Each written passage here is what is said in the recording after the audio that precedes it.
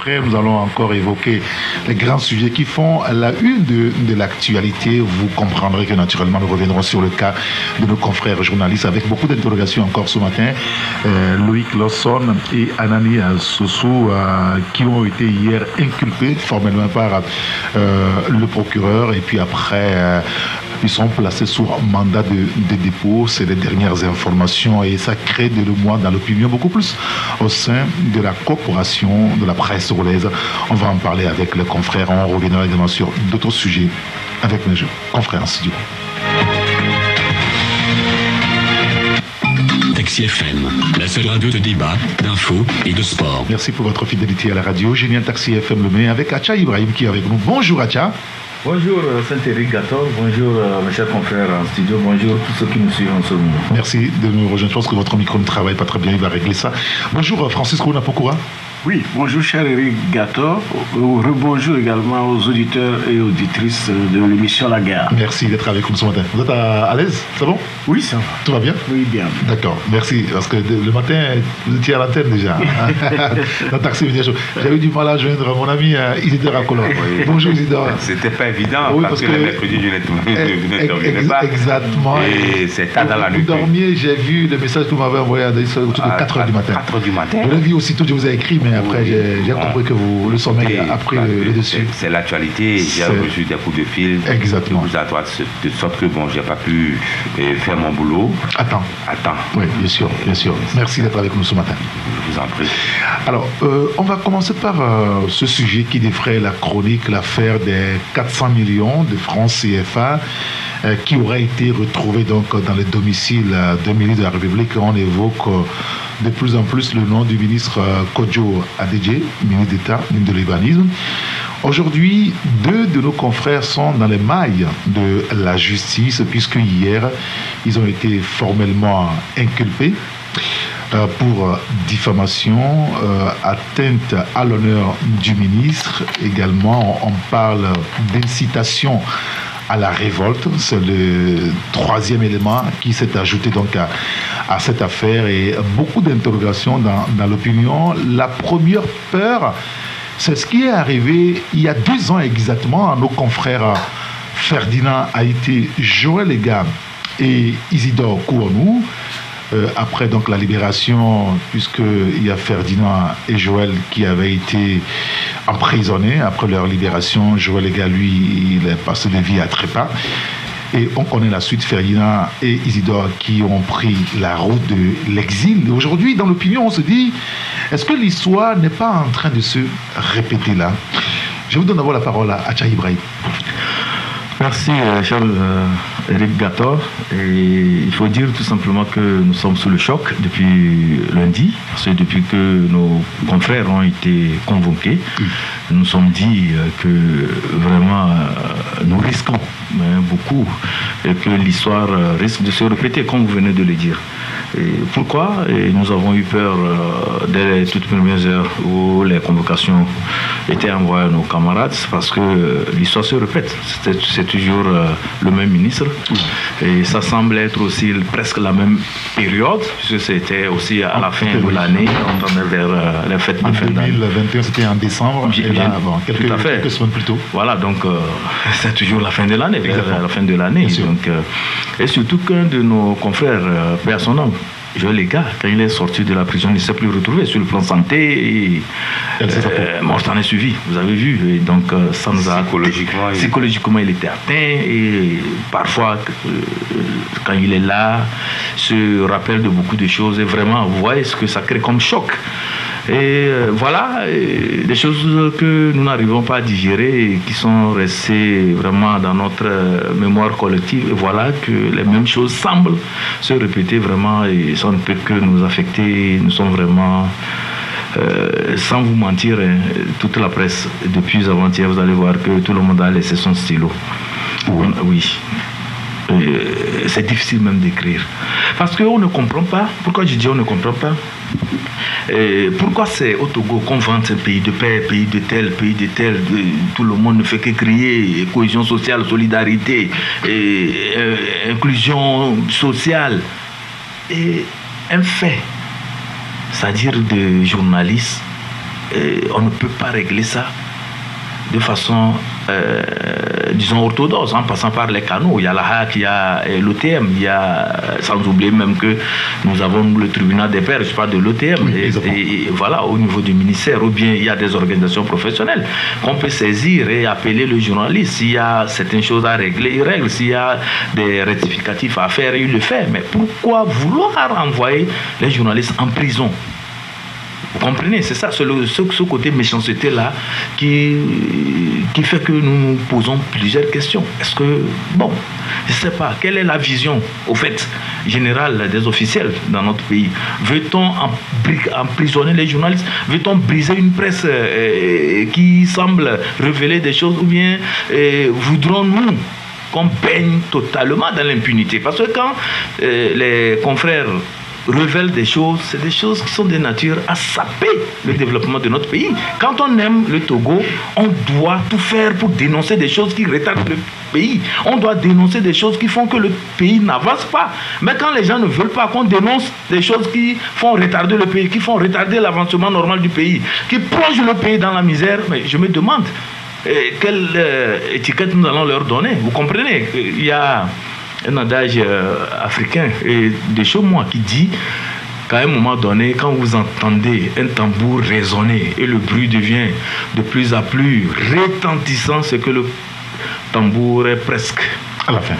Retentissant ou assourdissant? Bon, retentissant, assourdissant, avec des bruits vraiment très cacophoniques, c'est que le tambour est à la fin. Mais Dieu est là.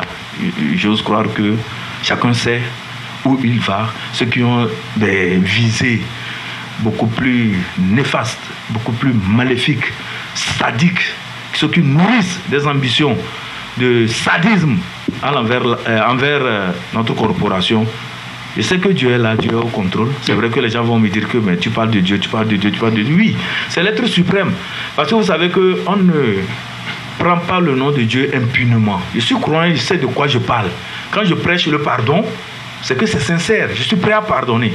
Mais quand je trompe l'opinion avec le pardon, vous comprenez ce que ça veut dire? Dans le cas là où on est aujourd'hui. Bon, moi je dis que c'est ce que je constate et je sais qu'avec Dieu, on ne trompe pas Dieu. C'est-à-dire dans la vie courante, vous pouvez vous permettre toutes les contorsions, toutes les acrobaties, toutes les hypocrisies possibles. Mais avec Dieu, ça ne marche pas. Alors, la mauvaise information, parce que jusqu'à hier matin, on espérait que nos deux confrères allaient être relâchés, même si l'affaire doit suivre son cours normal, qu'ils resteront chez eux, venir régler le problème avec le plaignant. Sauf que hier soir, on nous renseignait qu'ils ont été présentés donc, au procureur et donc reçus par le substitut du procureur. Et puis après, ils sont passés sur le cabinet d'instruction. Et donc, Loïc Lawson, hier soir, avec son confrère Anani Sossou, ont été formellement inculpés. On parle de diffamation, je l'ai dit, on parle d'atteinte à l'honneur du plaignant, donc du ministre. On parle également, et ça semble assez costaud. On évoque donc, c'est un peu lié donc à trouble à l'ordre public à peu près. Incitation à la révolte, exactement. Je ne voulais pas prononcer le mot parce que quand on parle d'incitation à la révolte, ça peut s'apparenter aussi à un chef d'accusation qu'on a écouté récemment au procès là, lorsqu'on jugeait les militaires. Vous vous rappelez? Oui. Et ils sont placés sous mandat de dépôt. Ça veut dire que nos confrères, comme vous l'avez écrit aujourd'hui en s'interrogeant, ils seront jetés en prison, Isidore. Mais ils sont déjà jetés en prison. Je ne voulais pas rentrer dans le fond du débat. Oui. Mais sur la forme, jusqu'à hier, je pensais que tout cela devait être réglé à l'amiable. Mais quelle fut ma surprise d'apprendre qu'ils sont placés sous mandat de dépôt. Oui. Je dis que, alors là, l'histoire se répète. L'histoire se répète. Pourquoi à chaque fin d'année où on peut rencontrer des histoires et que les journalistes, la place des journalistes, ce n'est pas la prison. Ce n'est pas la prison. Je ne voulais pas intervenir sur le fond du sujet. Oui. Vous connaissez ma position sur le fond du sujet. Exactement. sur le fond du sujet, je pense que on doit faire mea culpa. Comme les confrères ont déjà eu même à le faire. Déjà, lundi matin, ils avaient refait des articles pour dire que ils ont surestimé le montant. Surévalué. C'est là où moi j'ai des appréhensions. D'accord. Et je me dis que le combat que j'ai toujours eu à mener dans la corporation pour que on n'interdise pas aux journalistes togolais de faire usage des réseaux sociaux. Ce sujet, on va l'évoquer même proprement. Oui, c'est de ça qu'il est question. Exactement. C'est de ça qu'il est question. Parce que on ne peut pas interdire aujourd'hui, à l'heure du numérique, à un journaliste de ne pas faire usage des réseaux sociaux. Il va falloir qu'on puisse mener ce combat et qu'on puisse réécrire les dispositions du Code de la presse. Pour nos auditeurs qui peut-être ne savent pas réellement ce dont parle Isidore Akolor, le Code de la presse ne prend en compte que la télévision, la radio, la presse écrite et puis la presse en ligne. Et la presse en ligne avec quelques interrogations. Celle qui est déclarée. Oui, oui, bien sûr, bien sûr. Alors, tout journaliste et qui travaille comme journaliste, voilà les canaux dans lesquels il passe des informations en tant que journaliste. Alors, tout ce qui se fait en dehors de ces canaux officiels, connus et gérés donc par le Code de la presse, ce journaliste, s'il tombe sur le coup de la loi, ce n'est plus le Code de la presse qui est utilisé, c'est plutôt le Code pénal. Et 156. 156. Et nous sommes dans le cas aujourd'hui. Évidemment. Parce que au niveau de la justice, on estime que c'est le droit même si sont journalistes, voilà, c'est le droit commun. Et ça, vous n'êtes pas d'accord comme beaucoup d'entre nous. Je n'ai jamais été d'accord. Et ce combat, je le mène concomitamment avec Loïc Lawson. Ah oui, c'est pour ça que vous n'avez pas compris pourquoi est-ce qu'il a fait ça. Il a fait ça. Puisqu'il nous a invités à l'hôtel Sakura pour qu'on puisse parler du Code de la presse. J'espère que tu étais là. Non, je n'étais pas moi, mais je savais qu'il y avait un truc comme ça. Mais j'avais émis mes réserves sur le Code de la presse. Tout à fait. Vis-à-vis de notre ministre, Aïwada, et l'autre... Le représentant de la HAC, Badi Bassababaka, qui était là et Madame Rekia, qui a reconnu. Mais au-delà de... Il y a aussi Trimois. Oui. Le ministre Trimois, oui. Qui disait que non, la loi c'est la loi, et c'est Rekia qui les avait recadrés. C'est Madame Rekia qui a dit que nous sommes dans l'évolution technologique. Le journaliste doit évoluer, sur le plan technique aussi, par rapport à tout ce qu'il a comme canon pour pouvoir véhiculer. C'est-à-dire avant tout des outils de travail. C'est-à-dire qu'aujourd'hui, tout journaliste qui donne des informations sur ou à travers des canaux autres que la télévision, la radio, la presse écrite et la presse en ligne s'expose à des risques. Voilà. Et ça, je ne suis pas d'accord. Je ne serai jamais d'accord. Oui. Là-dessus, depuis Palimé. Et je répète, si vous êtes un journaliste, attends, parce que c'est très sérieux, si vous êtes un journaliste et que par un coup de hasard, vous voyez peut-être des faits qui peuvent créer des ennuis au sein de la société, si vous n'êtes pas sous presse, vous gardez ça. Parce que vous ne pouvez pas mettre ça sur les réseaux sociaux. Oui. Vous comprenez? C'est ça, c'est dangereux. Et ça devient très risquant, très dangereux. Très dangereux parce que nous avons vu sous d'autres cieux des tweets ont pu sauver toute une population. Oui. Voilà. Francisco, parce que là on est en train de convoquer même le champ d'application du Code de la presse. Oui. Qui est au débat. Oui, mais effectivement, ce que les confrères disent, c'est audacieux. Comment on nous demande de participer à l'éducation aux réseaux sociaux quand on nous refuse de l'utiliser? Puisque nous faisons partie, la presse fait partie des éducateurs en matière d'utilisation des réseaux sociaux. Ça, on l'appelle l'EMI. Voilà, quand on nous empêche... L'éducation aux médias et à l'information. Donc, il va falloir que dans les prochaines relectures du code de la presse. Réécriture. Réécriture. Je préfère réécriture. Réécriture du Quand on parle de code. relecture, Voilà. on va nous encore enfoncer. Voilà, voilà, réécriture du code de la presse. Il va falloir intégrer les réseaux sociaux, puisque le chef de l'État, Faure Gnassingbé, c'est par tweet aujourd'hui X Oui. qu'il communique. Facebook. Et c'est là-bas les gens vont chercher les informations pour publier dans leur colonne. Pratiquement tous les gens d'État, tous les hommes d'État, et c'est Ils ont ça. le compte Facebook, Ils ont Twitter, voilà. X et consorts. Vous savez, quand on parle de diffamation au Togo, je me demande ce qui se cache derrière l'appellation diffamation. Vous savez, je vais te donner. C'est l'article 66 oui. Il y a de la loi organique de la HAC qui fait qu'aujourd'hui, toutes les autorités, quand elles se sentent diffamées, directement, elles se réfèrent à la justice. Oui, on a créé deux catégories d'individus. Voilà. Les autorités de côté et le bas peuple. Comment ça? Disons le commun peuple. Oui, parce que quand l'autorité ou l'homme riche se dit diffamé, il va à la justice. Oui. Ces juges-là, nous en parlons tous les jours. Ceux qui ont des problèmes de terrain, qui sont mêlés dans des conflits fonciers.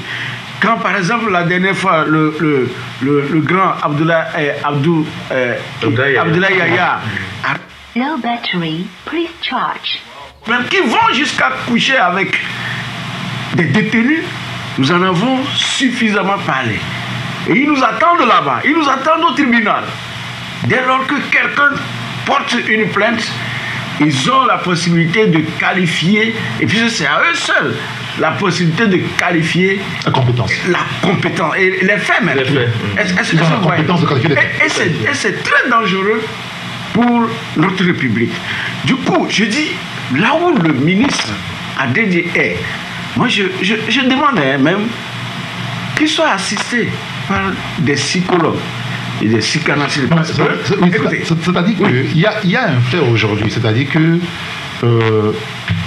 dans l'état actuel des choses, tout journaliste qui utilise les réseaux sociaux pour donner des informations, il doit savoir qu'il court un risque.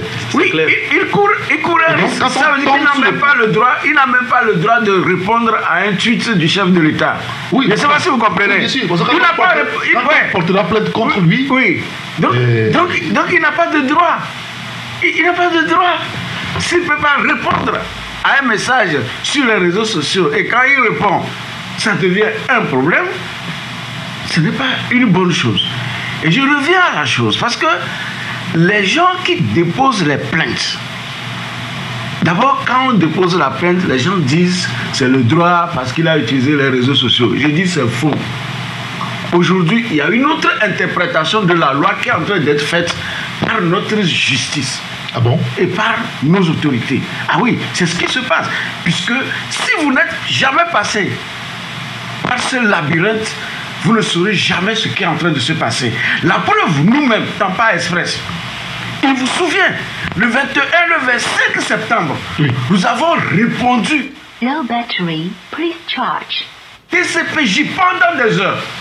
Alors que nous avons bien fait notre travail et dans notre organe, nous ne sommes pas allés sur les réseaux sociaux pour publier, mais on nous a convoqués à la DCPJ. Nuit été, certaines interventions, on serait mis en prison. Et les gens allaient dire, oui, le droit, ce n'est pas le droit qui est en train d'être dit au Togo.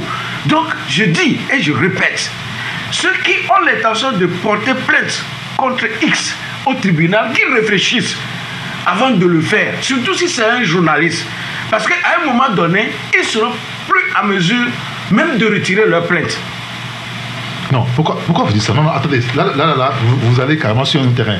C'est-à-dire que, est-ce qu'il arrive, parce que quand vous le dites, ça veut dire que il peut arriver que des gens portent plainte, peut-être de façon, comment est-ce qu'on dit ça? Il y a une phrase de façon régulière. Oui, pour lui, c'est de bonne foi. De bonne foi, voilà. Comme le ministre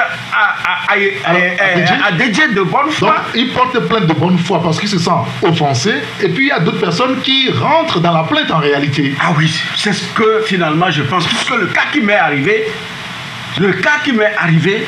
J'ai l'impression que même Bawara, en déposant la plainte, après n'a plus contrôlé.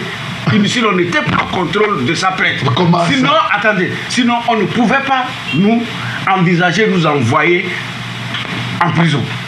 Donc, j'ai dit, les journalistes aujourd'hui au Togo sont en danger. Et les journalistes togolais sont ciblés, disons un certain nombre. Vous-même, vous êtes passé par là. Vous avez été menotté. Vous ne voulez pas le dire. Mais un jour, vous allez le dire. Vous avez été menotté. Interrogé. Ah oui, qu'est-ce que vous avez fait? Parce qu'on dit que vous êtes ami de Ferdinand Haïté. Oui, tous ceux qui ont été amis avec Ferdinand Haïté, ils sont dans la trajectoire. Et je dis, ceux qui parlent du droit, c'est qu'ils ne sont pas encore passés par là, c'est pourquoi ils continuent de parler du droit.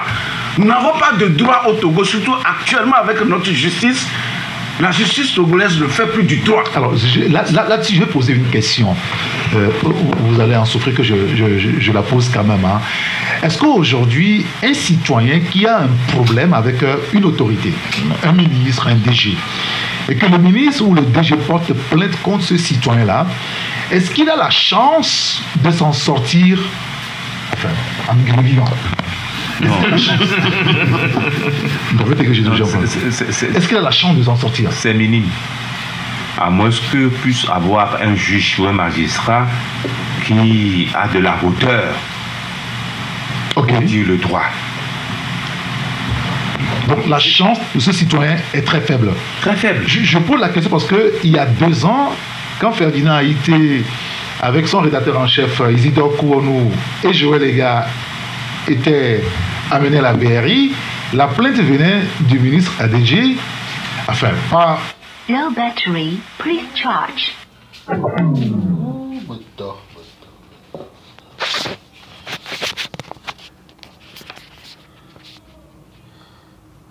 Microphone. Ah, ok. Ok. C'est dans les pays anglo-saxons que le ministère public s'auto-saisit d'un dossier de corruption, de vol, de quoi là. Ah, c'est pour ça que le procureur sur plusieurs dossiers ne s'auto-saisit pas. Pas du tout. Ah, et donc c'est normal. Mais c'est normal. Ok. Et quand toi tu dénonces des faits de corruption ou de vol, c'est toi qui apportes la preuve. C'est toi qui apportes les preuves. La loi ne nous protège pas. Pour dénoncer. C'est-à-dire aujourd'hui, hein, pour ne pas trop divaguer, aujourd'hui, nos confrères dénoncent, enfin, je sais pas si c'est une dénonciation, hein, ils disent qu'il y a eu vol dans la maison d'un ministre et à évaluer le préjudice. On parle de 400 millions. Donc, quand ils vont au tribunal, c'est à eux d'apporter la preuve qu'il y a eu vol de 400 millions. Ce n'est pas à DJ, par exemple, d'apporter la preuve contraire. Voilà. Sur ce point, non. Low battery, please charge. Attendez, nous regardons aussi les cas français, c'est latino. Écoutez, vous imaginez que cette histoire s'est passée en France et que le ministre a dédié, dans 2 semaines, n'a pas pu faire une simple déclaration à la presse. Du moins pour situer l'opinion sur le montant volé. Je ne pense pas qu'en France cela se produirait. Donc, ce que mon doyen est en train de dire, je mets un peu de bémol. Je ne pense pas que cette histoire se produirait actuellement, en France. Il y a un procès en cours en France. Oui. Et il y a le ministre de la Justice qui est impliqué dans une affaire. Est-ce qu'il s'est prononcé? Il s'est prononcé, bien sûr. Mais il s'est prononcé, il doit se prononcer. Sinon, écoutez, lorsqu'on parle d'incitation, même à la révolte, je dis, vous venez de dire que ça fait la 2e fois successivement qu'en fin d'année, un ministre, le même d'ailleurs, porte plainte contre 2 journalistes. Il y a un qui s'en était allé. C'était 3. Un qui s'en était allé. Les 2 autres sont en exil aujourd'hui. Les 2 autres sont en exil aujourd'hui. Ils ont été condamnés 3 ans. Oui. Prison ferme. Voilà. 1 an après, le même ministre. 2 ans. Et 2 ans après, le même ministre porte plainte. Mais il a le droit de porter plainte. Oui. Un citoyen qui se sent lésé dans une affaire a le droit de porter plainte. Il a le droit de porter plainte. Ok. Certains se posent la question de savoir pourquoi toujours c'est en fin d'année que les gens portent plainte contre les journalistes et 2. Quand on parle d'incitation à la révolte, ça aussi, ça peut révolter le peuple. Ça peut révolter la population. 1. De 2, moi je pense que le ministre Adedje fait partie d'un regroupement politique. Bluetooth mode. C'est la loi. C'est dur, Maintenant, mais c'est la loi. œuvrons à ce que ça puisse changer. C'est ça ma posture. C'est pourquoi je dis que je ne vais pas intervenir dans le fond. Low battery, please charge. 14 96 64, il y a le fait qui nous dit la question que je me pose, c'est de savoir comment est-ce que des journalistes avisés ont pu donner leur accord pour l'adoption de ce code aqualimé. Au-delà de ça, il faut que la justice togolaise fasse un examen de conscience. Les gens oublient souvent qu'il y a une justice divine et personne n'échappera à ce jugement. Dis donc, cet auditeur. Que je Il y a un autre auditeur. Non, c'est pas une question. C'est pas une question à répondre. Alors, c'est important. D'accord. Il y a un auditeur qui nous dit il y a une question que je me pose. Ce ministre-là n'a pas de parents proches ou d'enfants. Moi, je n'ai pas à voir comme parent une telle personne tout le monde. Là n'est pas le problème. Le vrai problème n'est pas à ce niveau. Un autre qui nous dit est-ce que vraiment on interdit aux journalistes d'utiliser les réseaux sociaux? Je pense que non. Loïc Lawson a toujours tweeté sans être inquiété. Je pense que le DP de Tampa Express exagère un peu. Ici, il est plus question de la responsabilité d'un citoyen, fut-il journaliste, face à l'information qu'il donne sur les réseaux sociaux. Je vais lui répondre. Non, je vais lui répondre. Attends, permets. Oui, je permets que je puisse répondre. Bon, je vous donne la parole ici. Ok. Le journaliste anglais qui avait révélé le scandale de la FIFA. Mais il a été emprisonné. Oui, bien sûr. Et après, on a su, c'est ça la responsabilité sociale du journaliste. Il avait donné beaucoup d'indices. Tu as des indices, mais si tu arrives à le faire, tu as des indices. Et tu n'as pas ta responsabilité de pouvoir dire. Parce que c'est de l'autorité publique. Il ne faut pas qu'ils nous disent ça. On n'a rien à prendre d'eux. Le journaliste est libre de donner des informations. Mais tout en étant responsable. Oui, Parce qu'il y a des informations et vous savez que vous ne pouvez pas le donner parce que ça va créer des problèmes. Si ça va créer des problèmes, mais si c'est d'utilité publique, tu es obligé de le laisser. C'est ça ta responsabilité sociale. D'accord. Oui, non, moi, ce qui me choque un peu dans ce pays, c'est que on demande aux journalistes de tout faire pour s'identifier au niveau de la hack. Et quand vous identifiez, on vous donne une carte de presse. Dès lors que vous avez la carte de presse, vous êtes un journaliste ou bien vous êtes un vulgaire individu. Non, il faut qu'on se comprenne. Parce que quelqu'un qui écrit sur les réseaux sociaux, identifié, il met son nom, Loïc Lawson, sur les réseaux sociaux. Mais Loïc Lawson, c'est un journaliste. Il a une carte de presse. Ce n'est pas un activiste. Ce n'est pas un activiste. Ce n'est pas un quelconque personnage qui vient écrire de n'importe quoi sur les réseaux sociaux. Ce n'est pas un blogueur. C'est un journaliste bien reconnu qui a sa carte de presse. Délivré par une institution de la République. Donc, partant de cela, c'est un journaliste bien connu. Qu'il écrive sur WhatsApp, sur Twitter ou bien sur Facebook. Il demeure toujours Loïc Lawson, le journaliste, en principe. Moi, je pense que c'est comme ça. Et donc, aujourd'hui, c'est la réécriture du code de la presse. Il faut réécrire le code. C'est très important. Et vous savez aussi, là où ça devient très compliqué, c'est que voilà pourquoi les médias au niveau du Togo n'ont pas une certaine influence sur le plan continental. Voilà. Parce qu'ils sont restés classiques, enfermés, très primitifs. Ça fait que nous ne voulions pas.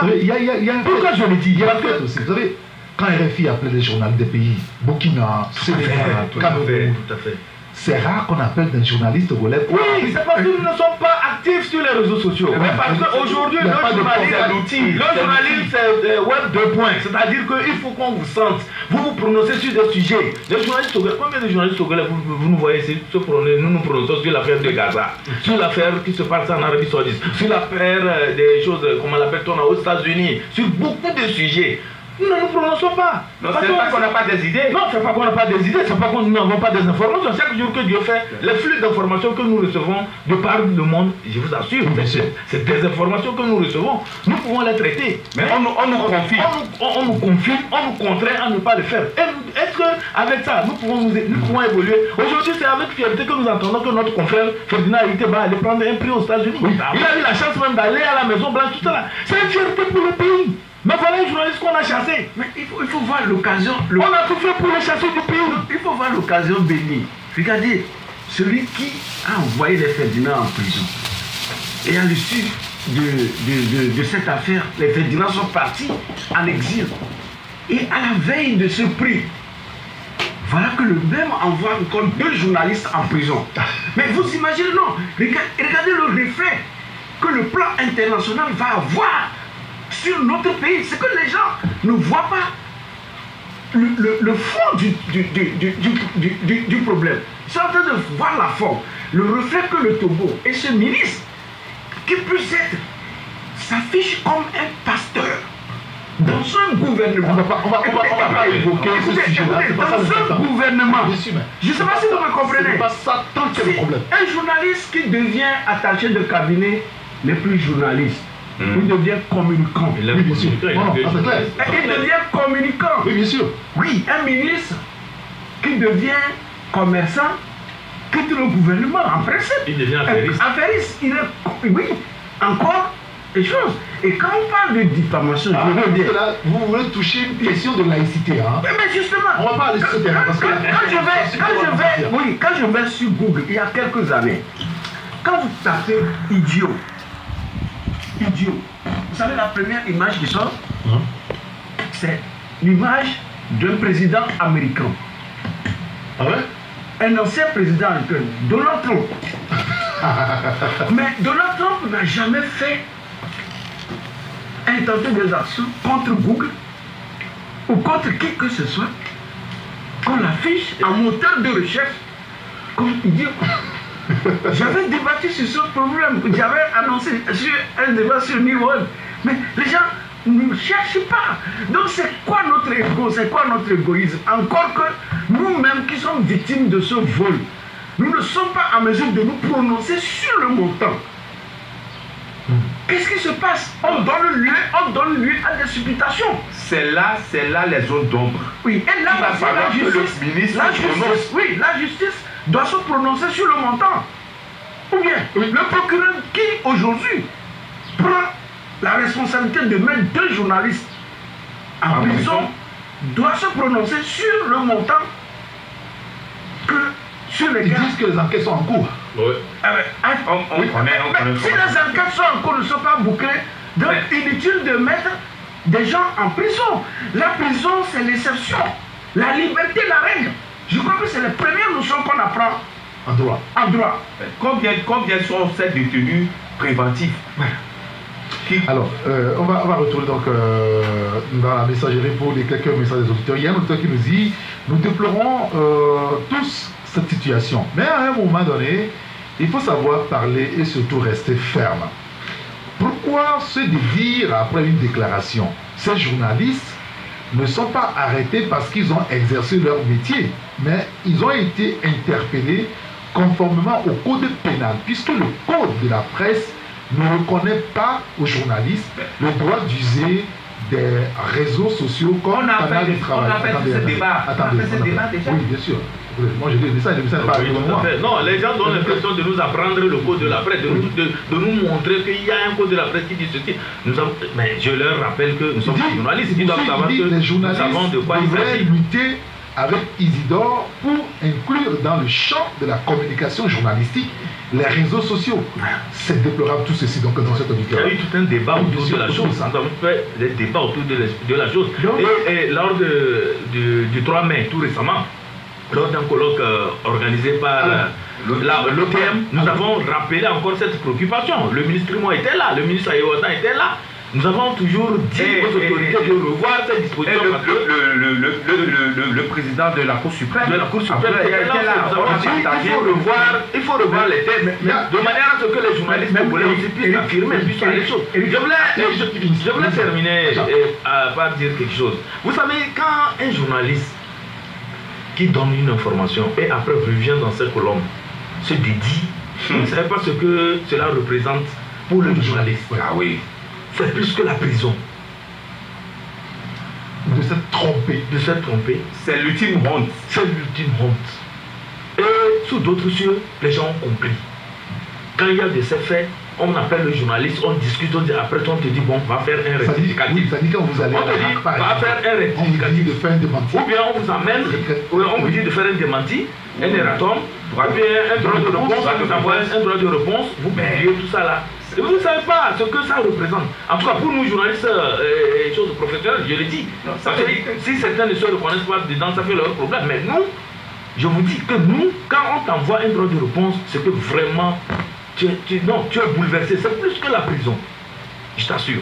Et donc, les gens devaient aller dans la méchanceté. On va finir là-dessus. Crue et abjecte. Il y a beaucoup de nos concitoyens qui attendent des journalistes sur un point. Il y a un auditeur qui a écrit ça, donc je pense qu'il va être le porte-parole de tout le reste, puisque le matin aussi, un auditeur qui a appelé à la radio, qui a évoqué ça, il dit, vous êtes devant les faits accomplis.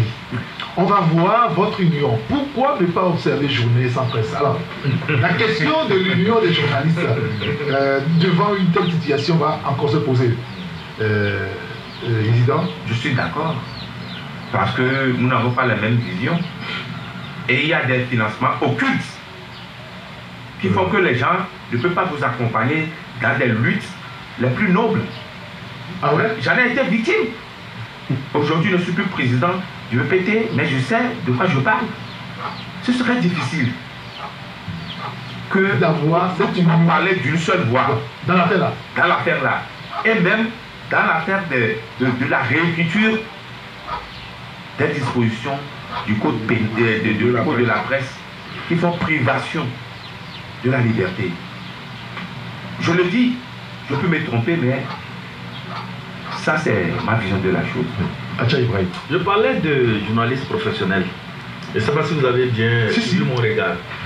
C'est vrai, ça serait la nuance. Voilà. Ça serait difficile, sincèrement, d'organiser une journée sans presse. Ça serait très difficile. Pas ça, pour le simple fait que, sincèrement, chacun se positionne là où il y a lieu de se positionner. Vous comprenez ce que je dis par là?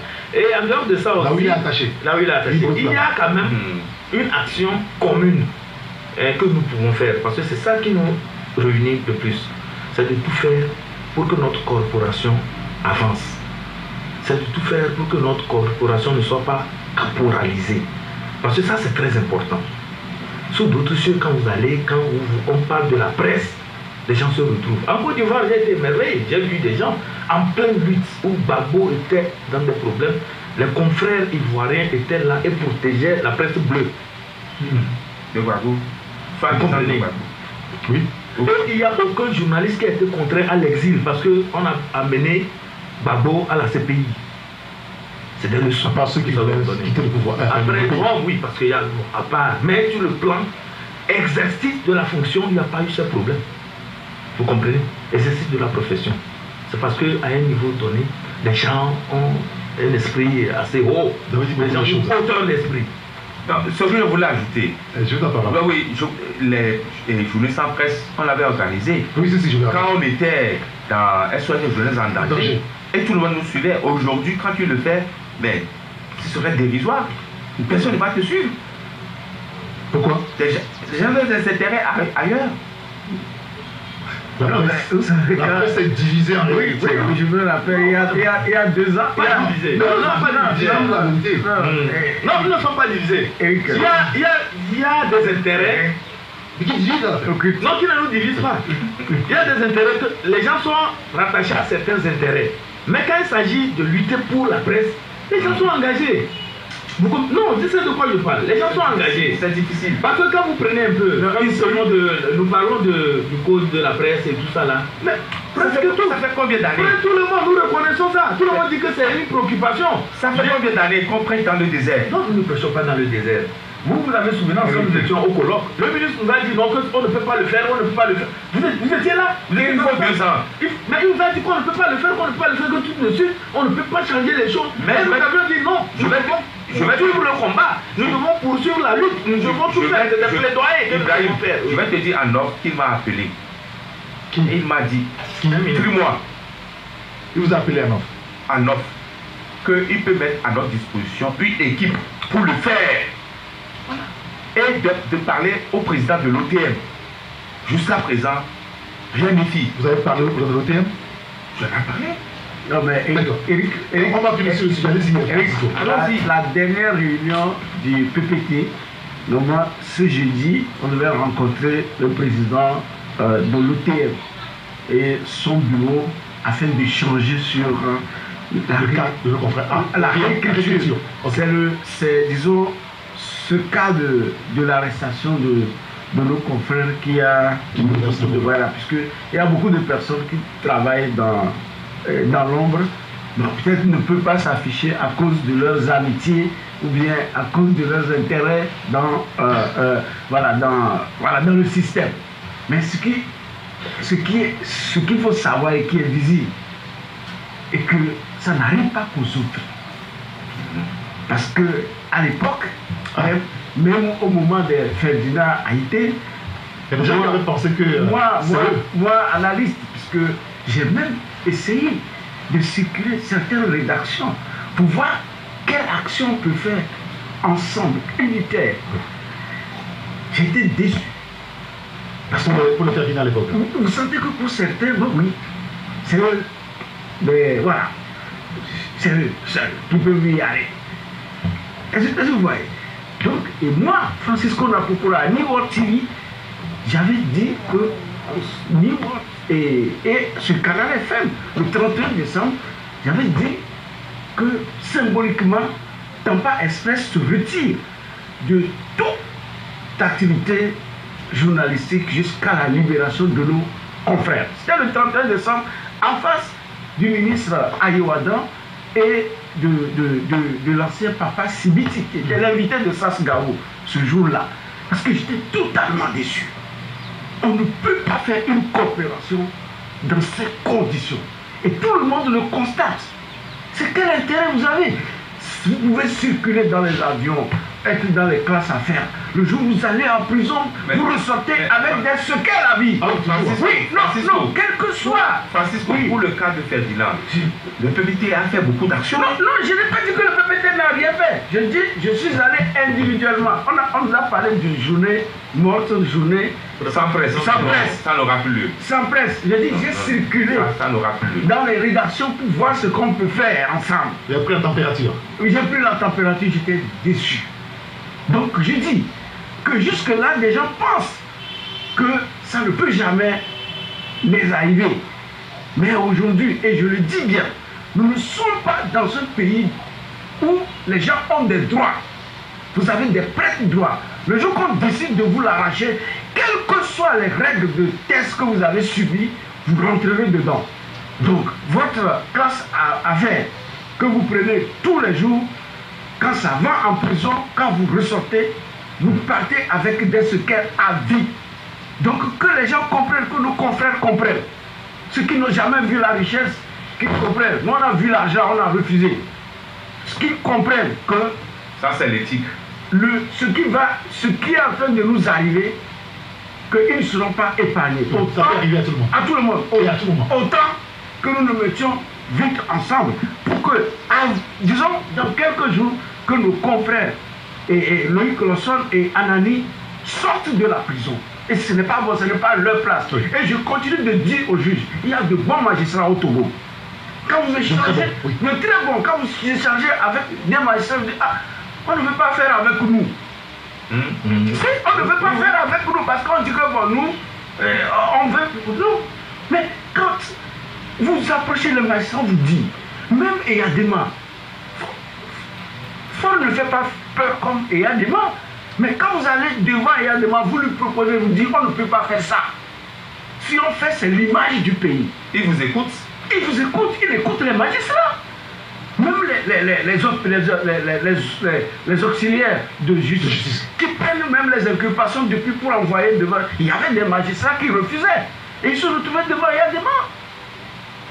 Donc, il faut que les gens pensent. Et je dis que c'est une patate chaude qu'on vient de mettre dans les poches de Madame la ministre et Yawa Kuyan, qui vient d'arriver, qui ne mérite pas. Parce qu'on est en train de l'accompagner. Mais qui ne mérite pas. Et là, on la met dans les difficultés. Madame Kuyan ne mérite pas cette situation. C'est comme si le parti même, je viens d'en parler, le parti même, il y a des gens qui se tirent la balle de...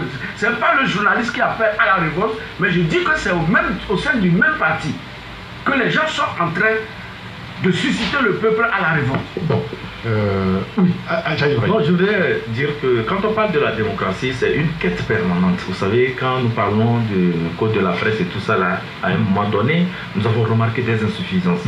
Et le travail est en train d'être fait, les plaidoyers sont en train de... Vous vous rappelez en 2004, le code tout à fait. de la presse du Togo, est chéri international. Je t'assure. Partout où nous passons, c'était avec la téléphone. Oui. C'était avec non, c'était pas tellement dépénalisé. Oui, non, c'était dépénalisé. Et à l'époque, c'était pas quand même. C'est vrai qu'il n'y avait pas encore les réseaux sociaux. Voilà, oui, c'est l'intégration des nouveaux médias. Et en principe, avec l'évolution technologique, notre code de la presse aussi devait s'adapter à cela. C'est pourquoi je parle d'une quête permanente. Et je te dis qu'actuellement, nous avons le meilleur code de la presse de la sous-région. Bien évidemment. Sauf l'élément là. Oui. Et nous devons tout faire pour que vraiment ces éléments-là soient abrogés, qu'on enlève ça quoi, du code de la presse. Parce que cela ne nous fait pas honneur. Parce que si vous suivez un peu les radios des chaînes internationales aujourd'hui, sincèrement, on ne fait pas de la publicité pour le Togo.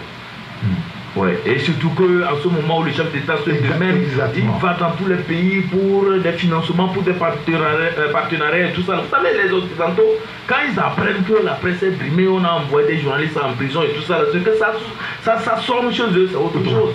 Pour des simples faits comme ça, des milliards comme ça, des lignes budgétaires comme ça peuvent partir. Les Blancs peuvent même une croix sur des partenariats comme ça. C'est pas bien pour nous. C'est pas bien pour le Togo. Et pourquoi? Parce que les journalistes ont rapporté des faits, ont dit qu'ils ont surestimé la somme et tout ça. Surévalué, bon merci. Je ne veux pas, sincèrement, je ne veux pas aller dans le fond parce que bon, est-ce qu'il y a eu vol ou pas? Ça c'est une autre question. Après, j'ai dit, nous n'allons pas dans le fond du sujet. Mais tout citoyen se demande, mais est-ce qu'il y a eu cambriolage dans un domicile ou pas? Est-ce que les gens se sont plaints ou pas? On a enfermé des gens pour cambriolage ou pas? Donc voilà, il y a des questions que la population se pose. Et maintenant, avec ce qui se passe jusqu'à ce que les gens pensent à amener, les gens ont amené nos journalistes en prison, ça crée un cafouillage total. Est-ce que c'est ça? Un pays évolue avec des... À l'attention de nos gouvernants, je voulais rappeler cette phrase de Thomas Jefferson. L'ancien président américain. Que je reprends toujours. Oui, toujours. À la une. S'il devait choisir entre un gouvernement sans journaux ou des journaux sans gouvernement, je retiendrai sans hésiter la seconde solution. Donc, vous ne pouvez pas vous en passer des journaux. Vous ne pouvez pas vous en passer des journalistes. Les médias sont ils n'ont pas dit ça. Non, ils n'ont pas dit ça. Justement, est-ce que finalement on veut contraindre la presse à faire autrement le journalisme, c'est-à-dire atelier de formation, restitution et tout ça? Non, parce que ça aussi c'est la crainte aujourd'hui. On pousse les journalistes à faire de la communication.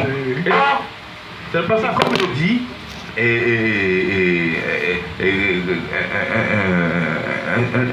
comment dirais-je, un scientifique, que l'information dérange, la communication arrange. Bien sûr, ça fait le numéro 35 hein, de Campagne Express, le musulman de la presse. C'est un édito très intéressant, très bien, que les gens peuvent encore chercher. Il est tout sur la radio. Retrouvé sur la radio Génial Taxi FM à Lomé. Continuez pas à envoyer vos messages. On va en lire quand même dans 10 minutes.